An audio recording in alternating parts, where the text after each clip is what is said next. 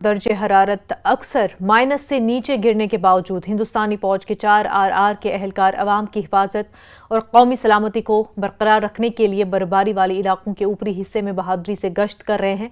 भद्रवाह समेत डोडा जिले ने वक्तन माजी में कई दहशतगर्दाना हमलों का मुशाहिदा किया, ताहम हिंदुस्तानी फौज की चौकस मौजूदगी ऐसी सरगर्मियों की निगरानी और रोकथाम मकामी आबादी की हिफाजत और बहबूद को यकीनी बनाने में अहम किरदार अदा करती रही है।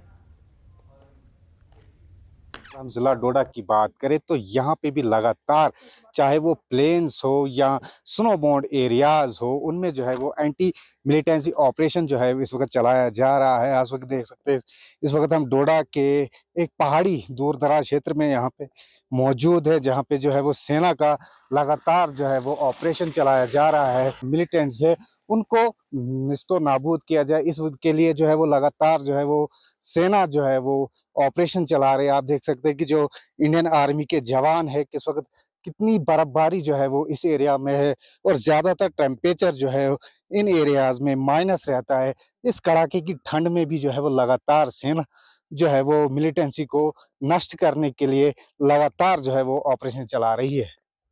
न्यूज़ 18 JKLH के लिए डोडा से मैं साहिर हुसैन।